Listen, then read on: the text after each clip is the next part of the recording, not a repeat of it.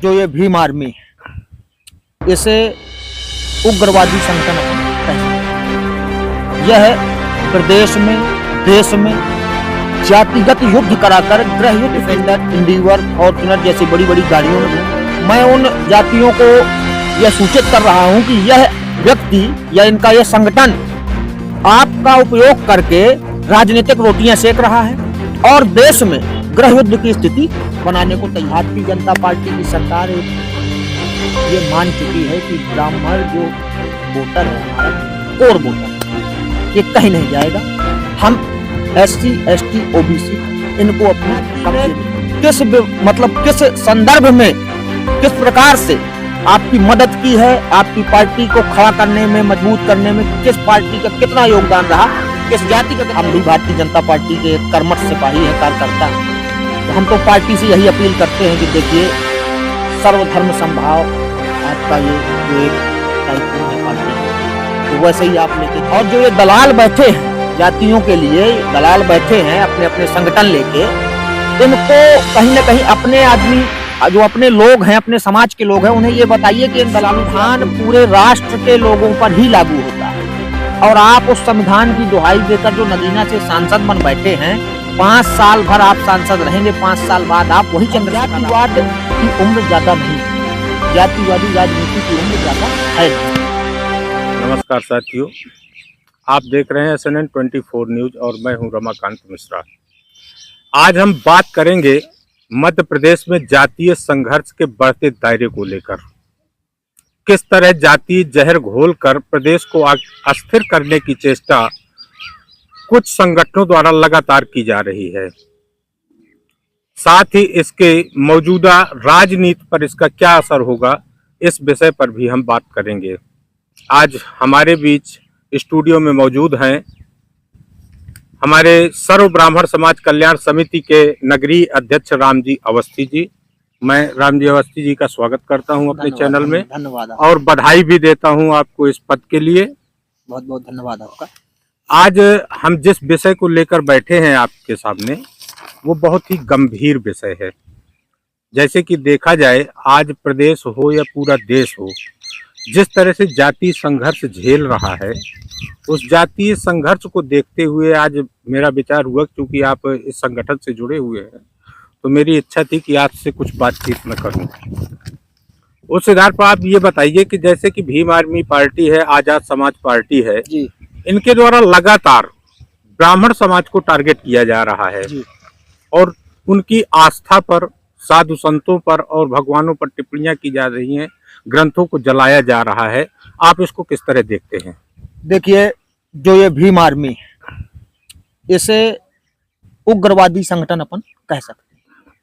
यह प्रदेश में, देश में जातिगत युद्ध कराकर गृह युद्ध की स्थिति बनाने को तैयार एक संगठन है। ऐसे संगठन को आप सीधे उग्रवादी संगठन कह सकते हैं। चंद्रशेखर रावण जो इसके चीफ हैं, वह कुछ जातियों को राजनीति की दिशा देकर आज वो नगीना से सांसद बने बैठे हैं, डिफेंडर, इंडिवर, फॉर्च्यूनर जैसी बड़ी बड़ी गाड़ियों में घूम रहे हैं। तो मैं उन जातियों को यह सूचित कर रहा हूं कि यह व्यक्ति या इनका यह संगठन आपका उपयोग करके राजनीतिक रोटियां सेक रहा है और देश में गृह युद्ध की स्थिति बनाने को तैयार है। तो इस चीज को लेकर के ब्राह्मण समाज में भी कई संगठन तैयार हुए हैं जी, और ब्राह्मण संगठन भी अपने स्तर से जो है तो इसका विरोध कर रहे हैं। तो जो ये निकल के आ रहा है कहीं ना कहीं कि जैसे मनुस्मृति जलाई जा रही है, उसके बदले में डॉक्टर भीमराव अंबेडकर की तस्वीरें जलाई जा रही हैं, तो इससे आप क्या समझते हैं? क्या स्थितियां सामान्य होंगी या और भी ज्यादा बिगड़ सकती हैं? नहीं, देखिए, जैसे मनुस्मृति को भरे मंच से, राजनीतिक मंच से जलाया गया, वो आस्था का विषय है, आस्था का विषय था। और जब उसके खिलाफ हमारे जो ब्राह्मण संगठन है उनने कंप्लेन दायर की, तो आप जैसे अनिल मिश्रा जी पर तत्काल एक्शन कर रहे हैं कि 1 तारीख की घटना है और उन्हें 2 तारीख को सीधे कोर्ट ले जाया जा रहा है। वैसे यदि आप 28-27 तारीख का यह कार्यक्रम था, आप वैसे ही 28 तारीख को यदि आप उस पे केस करते, उन पे वो उनका कोई नाम था यशवंत जी कौन भी कि एक कोई कोर कमेटी के सदस्य हैं उनने राजनीतिक मंच से जी। उनका विश्वम्भर ऐसा कुछ नाम था। तो उनके खिलाफ ब्राह्मण संगठनों ने जाकर केस किया, FIR की, तो सरकार ने कोई भी उन पर एक्शन नहीं लिया। तो उसके खिलाफ में फिर एक तारीख को मिश्रा जी और उनके समर्थकों ने भीमराव साहब की, अंबेडकर जी की मूर्तियां फोटो जलाई जो भी, तो उनके ऊपर सरकार का ये दोहरा रवैया समझ आता है।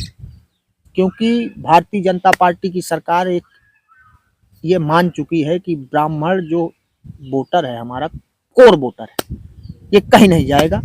हम SC ST OBC इनको अपने कब्जे में लें, जबकि वोटर और वोट प्रतिशत से मैटर नहीं है किस जाति का कितना है, किस जाति ने किस संदर्भ में किस प्रकार से आपकी मदद की है, आपकी पार्टी को खड़ा करने में, मजबूत करने में किस पार्टी का कितना योगदान रहा, किस जाति का कितना योगदान रहा, ये आपको समझना चाहिए। आपके लिए आप सत्ता में बैठे हैं, हर एक जाति, हर एक समाज आपके लिए समान है। आपको पूरी तत्परता एक समान रखनी चाहिए। तो इसमें जो है, तो जैसे पार्टी का जो दोहरा मापदंड चल रहा है जी, तो इसको लेकर आगे आने वाले चुनावों में इसका क्या असर हो सकता है? अब देखिए, आने वाले चुनावों में तो पार्टी को स्वयं अंदाजा लगेगा, लेकिन हम यही कहते हैं, हम भी भारतीय जनता पार्टी के कर्मठ सिपाही हैं, कार्यकर्ता हैं, तो हम तो पार्टी से यही अपील करते हैं कि देखिए, सर्वधर्म समभाव आपका ये जो एक टाइकून है पार्टी का, तो वैसे ही आप लेके चलें। हर जाति के बीच आपके हर जाति के अलग अलग नेता हैं, उनके बीच सद्भावना बनवाएं। और जो ये दलाल बैठे हैं, जातियों के लिए दलाल बैठे हैं अपने अपने संगठन लेके, इनको कहीं ना कहीं अपने आदमी जो अपने लोग हैं, अपने समाज के लोग हैं, उन्हें ये बताइए कि इन दलालों से आप दूर रहिए। आपको निजी से किसी से समस्या है तो उनको मिलजुल कर चलना चाहिए। हर समाज को मिलजुल कर चलना चाहिए, तब एक सर्वोपरि राष्ट्र का निर्माण होता है। तो जिस तरह से संविधान की दुहाई दे करके भीम आर्मी चीफ, चंद्रशेखर रावण जैसे लोग जो है जी, एक हिसाब से अगर कहा जाए तो संविधान का अधिग्रहण टाइप करके चल रहे हैं जी, यानी उनको ये समझ में आता है कि सिर्फ जो है तो संविधान पर हमारा अधिकार है और किसी अन्य का अधिकार नहीं है। तो आप इस विषय पर क्या कहेंगे? देखिए, अब यदि वो ऐसा मान रहे हैं कि संविधान उनके पूर्वजों ने बनाया है, तो हम इस विषय पर उनको यही कहना चाहेंगे कि संविधान पूरे राष्ट्र के लोगों पर ही लागू होता है। और आप उस संविधान की दुहाई देकर जो नगीना से सांसद बन बैठे हैं, 5 साल भर आप सांसद रहेंगे, 5 साल बाद आप वही चंद्रशेखर रावण हो जाएंगे जो आप पहले थे। ये मैं उनको आपके माध्यम से बताना चाहता हूं कि 5 वर्ष जनता ने आपके ऊपर विश्वास दिखाया है। आपको जहां भी मान लो पद मिला, मान लीजिए नगीना से आप सांसद है, तो आपको वहां भी जातिवाद ही करना है। बिल्कुल। और जातिवाद की उम्र ज्यादा नहीं है, जातिवादी राजनीति की उम्र ज्यादा है नहीं। तो बहुत बहुत धन्यवाद आपका हमें जानकारी देने के लिए।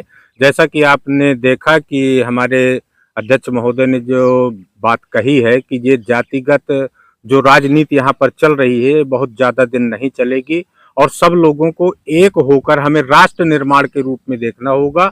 और इन्हीं शब्दों के साथ हम जो है तो विदा लेते हैं। नमस्कार।